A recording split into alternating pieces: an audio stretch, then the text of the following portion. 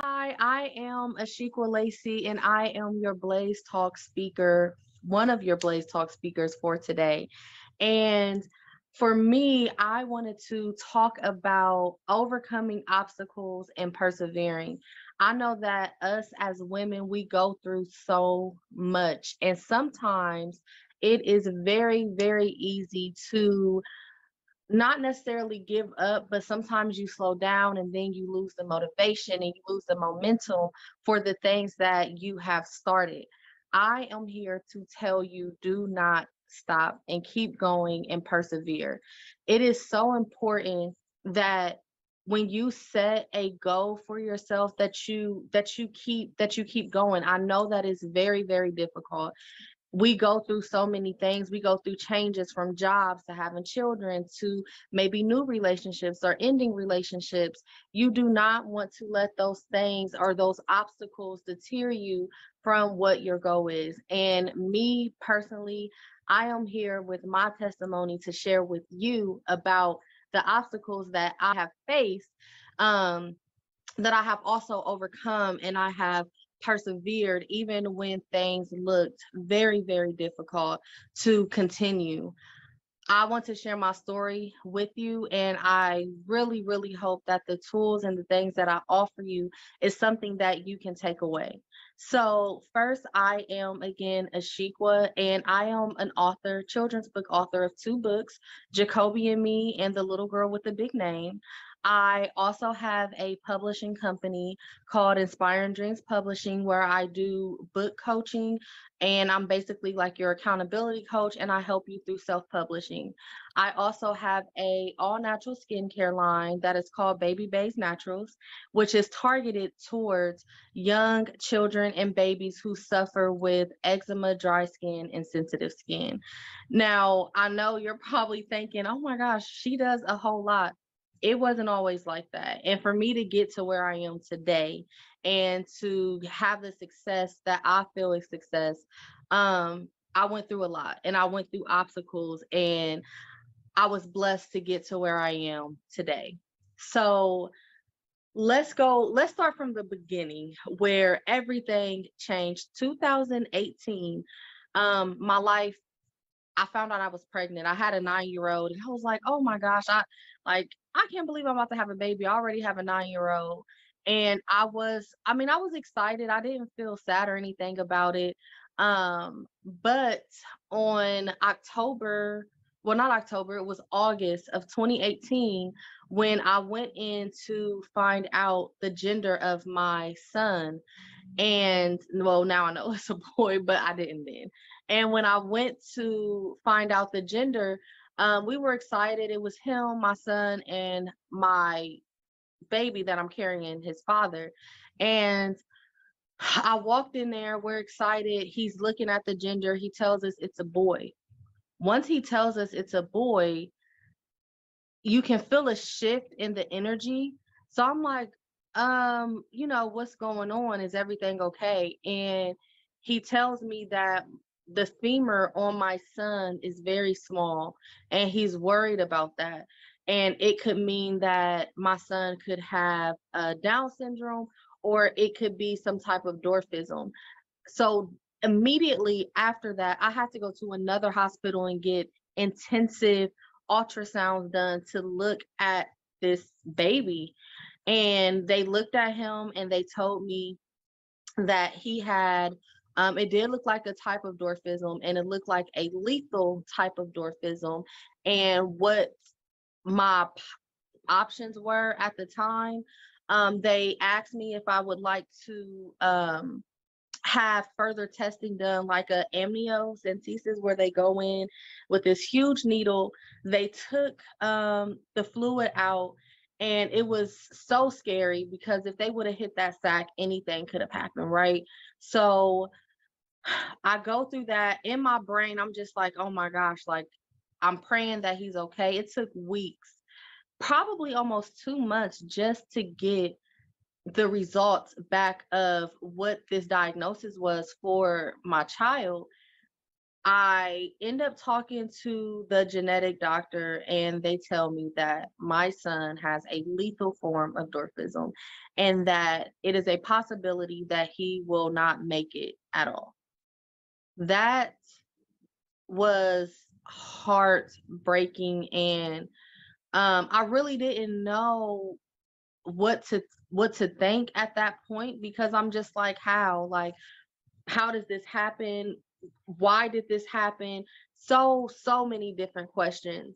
And I had to see a maternal fetal medicine doctor probably every week, every other week or so, and every appointment. And when I say every appointment, I mean every single appointment. This doctor told me that my son, well, he gave me an option. I'm in Ohio, and at the time, you were able to terminate at like 23 weeks or something like that. I had 2 weeks to think about if I wanted to terminate my son. He told me that that would be the best option to terminate him because his quality of life would not be worth living. This is from a doctor who's telling me this. And I'm just like, are you sure? Are there any other options? The other option that he gave me was to have my son, and they would basically put him in palliative care, which is like a baby hospice, and put morphine patches on his cheeks, and he would pass away without any pain. So those were the only two options he gave me: terminate or palliative care, and let him live for however long he was able to live. My son's diagnosis, in case you're wondering, it is called thanatophoric skeletal dysplasia. He is a little person, but what makes his diagnosis different from other little people is his lungs are very small. So with his lungs being small, how we breathe in and out, he would not be able to do that because he doesn't have, his rib cage isn't wide enough for his lungs to expand. So again, he told me those are my two options. I am a very resourceful person. I figured out a way. I'm like, are you sure? Is this it? Is that all I can do? I did research. His diagnosis is very rare. He is one of 13 children in the United States known with this diagnosis. So I know more than 13 children. I'm sure you all know more than 13 children. And my son happens to be one of the children with this particular diagnosis. So I'm like, okay, I heard that I can do extreme measures. He said, okay, well, no, I told him I wanted to do extreme measures. He said, are you sure? So extreme measures mean once my son is born, I want them to do everything that they can to save him, to make sure that he can be here. He never gave me that option. He gave me two. When I told him I wanted that, every appointment he told me my son would die. Every appointment. He's like, are you sure this is something that you want to do? Then he told me he would pass away in utero. So while I'm carrying him, my son would pass away because the fluid would at some point drown him in a sense, because his lungs are not allowing him to swallow the fluid how most babies would. Every appointment, I I cried at every appointment. His dad came to a few, but most of the time it was just me, which was very, very hard. My pregnancy with Jakobi was a lot. But with that happening and being said, even though he told me that my child would pass away in utero or he would be born and he wouldn't be strong enough to cry, on January 17th, 2019, I had my son, who was almost 7 pounds. They said he would only make it to maybe 3 or 4. He was almost 7 pounds. He came out screaming. Do you hear me? He was loud, strong, and I he got the care that he needed. He was in a hospital for 6 months, but my son is almost 4 years old. Not only was it my faith that got me to where to give my son a chance, a fighting chance, and not giving up. That for me at 29 was the biggest obstacle that I have ever experienced. I didn't know what I didn't know what I was going to do, but I literally, I kept going and I prayed and I'm like, this can't be it. But even if it was it and Jakobi didn't make it, at least I would have been able to say I did everything that I could for him. That's the backstory behind how everything evolved and how that obstacle that I faced with my child, with the doctors, him being in a hospital, I turned my story into a real testimony. And I'm not the type of person to just say like, oh, woe is me, I feel sorry for me, you should feel sorry for me. I have this child, Jakobi's on a ventilator, Jakobi has a G2, but Jakobi is so full of life. Like, he is full of life. That baby is special. And one day I was in a hospital with him, and one of the volunteers were reading. And as he was reading to him, I said, he's very engaged. Like, he loved it. He paid attention. He listened. So in my brain, I should write a book. I have thought about writing a book a long time ago, like a long time ago. But I never continued on writing because life happens, right? Everything starts to go. I seen that book. I seen how engaged my son was. I had no idea what I was going to do to write a book. Nothing. I just, when I get ideas, I go for it. I don't allow anything to stop me. One thing that I always say is I don't allow ideas to just stay an idea in my head, because at that point it's a figment of my imagination. All I'm doing is imagining writing a book. I like to feel the things I think about and the things that I dream about. I want to see it in my face. So I jump. I don't know how, what I'm gonna do, but I do it. And that's what I did with Jakobi and Me. I did research. I ended up finding a book coach, which didn't go so well for me personally, which is why I started Inspiring Dreams. You see how everything is flowing? Everything is just in alignment with how it all unfolded. So the book, right after Jakobi and that obstacle, I wrote this, I started this journey of writing the book. I had to do a lot to write. I worked 2 jobs to self-publish my book. That's why when people say like they have excuses as to why, my son was fresh home, he was destatting every day. For those who may not know, that term means we would have to bag him with the ambu bag because he could not breathe on his own at some point. Yet I was working my day shift job and then I picked up a night shift job just to be able to pay to publish this book, because I knew it was something that needed to be done and it was a story that needed to be heard, and I was the person that needed to tell it. So I have this book coach. I'm doing everything, I'm paying my invoices, and my book coach not really coaching me for real. And everything is like a bargaining type of tool when I paid you to help me. So the book went great. I released the book March of 2020. I started writing the book maybe in, I want to say, July of 2019. My son was still like little. He was in the hospital still. So I started writing at that point. But by like August, October, I'm like, I don't know what to do. Like, where do I go from here? How do I do this? Somebody recommended this person. I went with them. Once my book was done, I couldn't believe it. I was shocked. Sometimes I'm still shocked. I wrote a children's book that is all over the world. It is in hospitals all over the world to bring awareness to my son's condition. So it's called Jakobi and Me. And my oldest son is telling a story about having a sibling with special needs, but at the same time, talking about Jakobi's diagnosis so people understand what thanatophoric skeletal dysplasia is. So that's the obstacle. One obstacle, I had the baby. They told me not to, or he wouldn't make it. I kept going.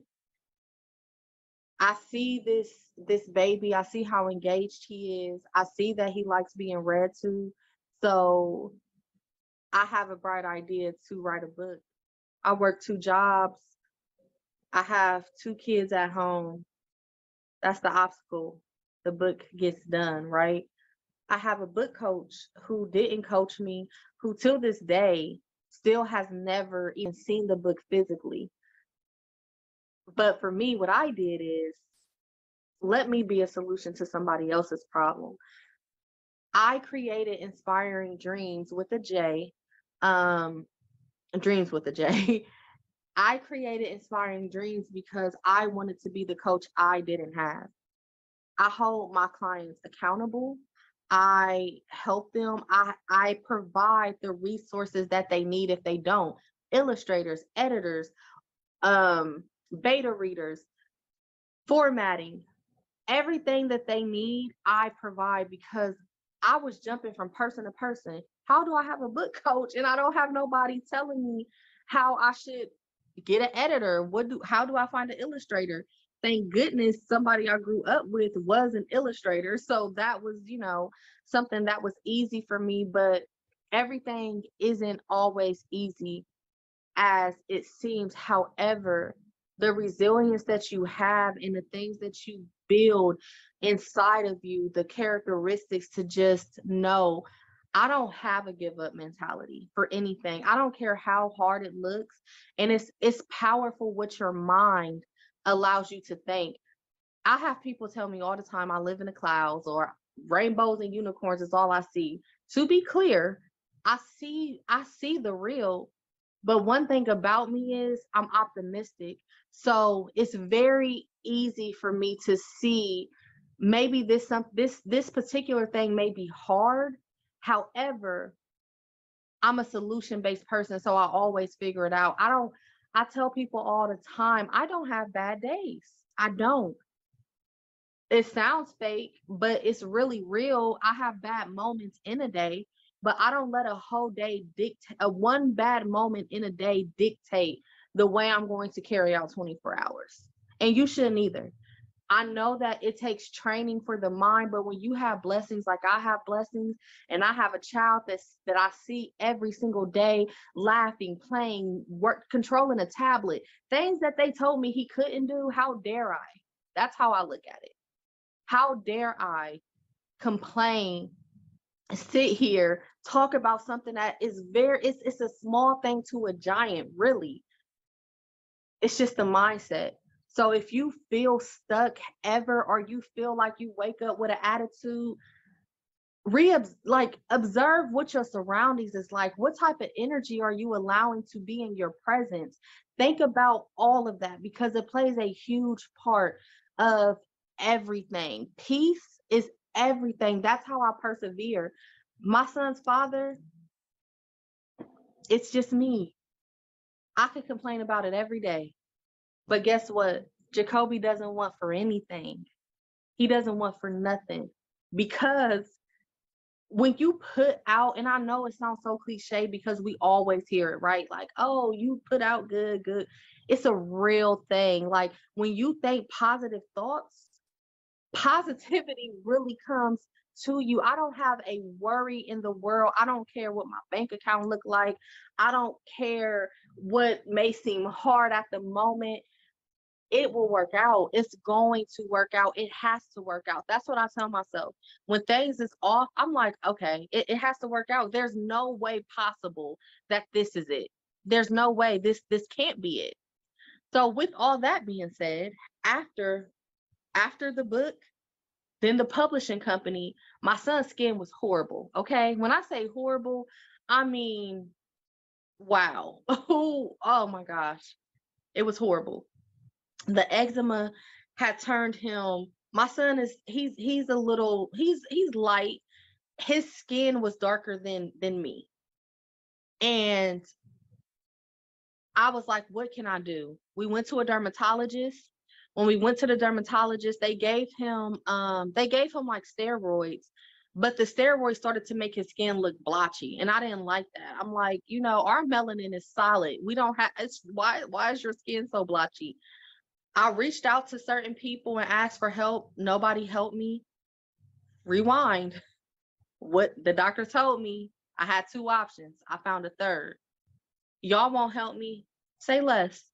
I'll find somebody or I'll figure it out. And that's exactly what I did. I did research, y'all. I ended up finding a chemist in Europe. I haven't even been to Europe yet, but I found a chemist in Europe and I told her what it was that I was trying to do as far as this formula that I wanted to help with eczema and dry skin. She created the formula for me with the information that I gave to her.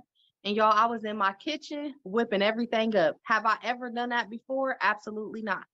But I said, again, I am a solution-based person.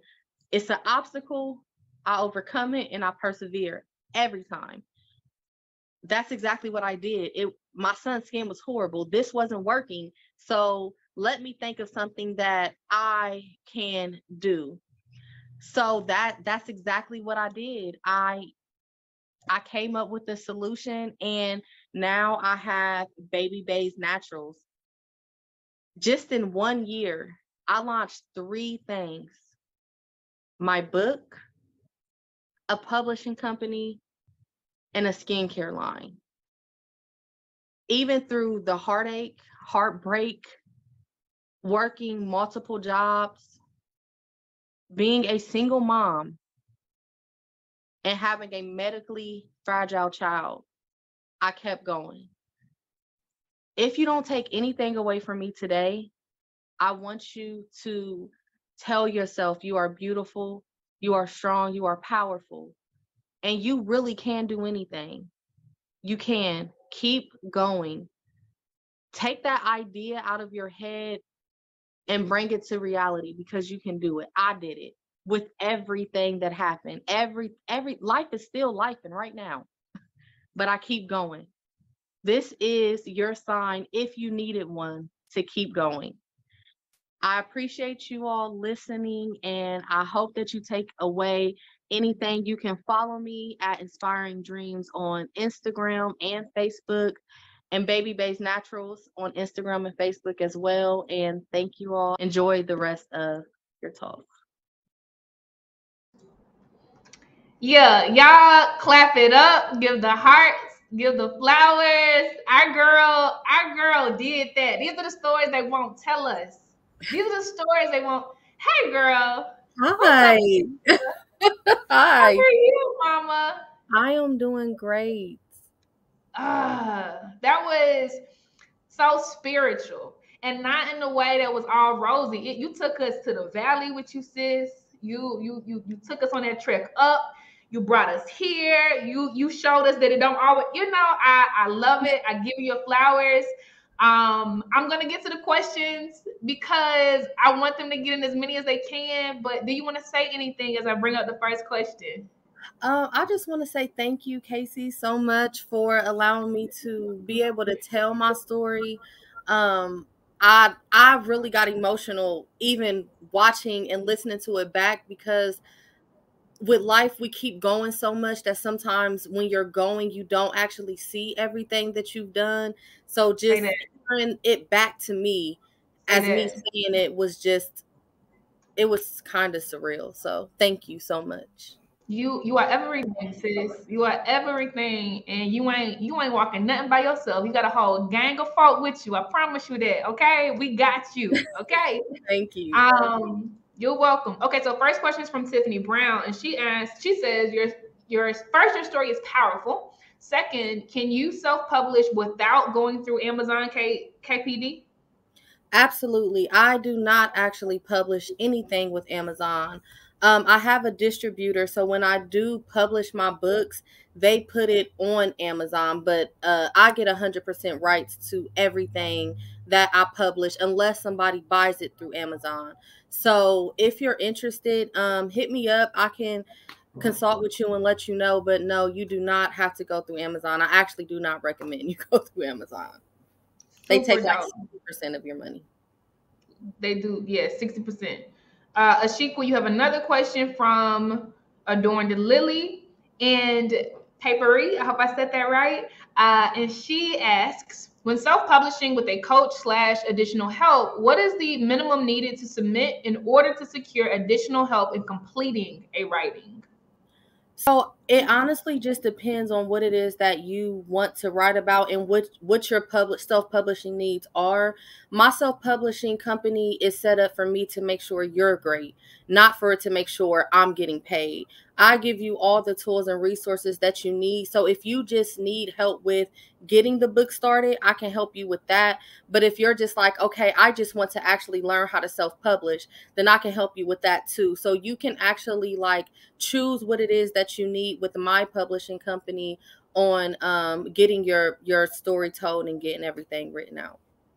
Super, super dope. And I'm going to do these last two really quickly. The first comes from Tabitha, just to keep it in this vein of publishing. And she asks, Ashequka, do you have an affiliate link or program? I absolutely want to share this brand, especially as a certified nutritionist. So at this point, I do not have one, but if you can write me, we can talk more about it. I don't know if you're talking about Inspiring Dreams or Baby Bays, but I'm thinking Baby Bays for an affiliate program. So just write me and we can talk and collaborate some way. And she's in here, Tabitha. So literally click her picture and like send her a DM, right? Like literally, y'all, this is some people house, have sent me already. So thank y'all so much. You dope, Shadi. Okay, and then one more, and then we have to wrap, y'all. Thank y'all so much. This is from Wendy, and she asks, being a mother with a special needs child is exhausting at times. What are some of your simple self-care tips? Honestly, when I tell you I self-care all the time, but I also have a village of people. Jakobi has nursing. My son, who is now 13, he helps me out a lot. So when I need a break, I just take breaks. And honestly, Jakobi is so chill. I feel like I don't have a special needs baby a lot of times. Like it's just very different. So what I suggest is whatever makes you happy and what makes you feel good, do that more. Even if it's binge watching a show, like do what makes you feel good. And that's what I do. Ashe. Yeah. Lean into nature. I love that. Ashequka, I thank you so much for pouring into us the way that you have, sis. I love you to pieces, and I appreciate I love you too. Thank you so much. Thank you. All right, y'all. So, guess what? We are about to have a DJ set, and there are DJ sets every single day. So keep it locked. Like, come every single time. Our girl from South Carolina, she JTO is about to turn it up on the ones and twos. And so you can definitely vibe out for the next hour. Okay. Nina always has her lips turned, and that is what she's doing right now. So the next session is the DJ set, okay, by SheJTO, and that is followed by a Blaze talk from Candace Drew called Protecting Black Bodies in Healthcare. We going there, y'all. And I'm telling you, y'all gonna leave here today with vocabulary on how to advocate for yourself. You're gonna leave here with affirmations because you'll see plenty of stories, right, where it turned out a different way, okay? So you're gonna have statistics and case studies. But before we get into that, I'll see y'all at the DJ set. SheJTO is about to turn it up for us. See you on the other side. Bye.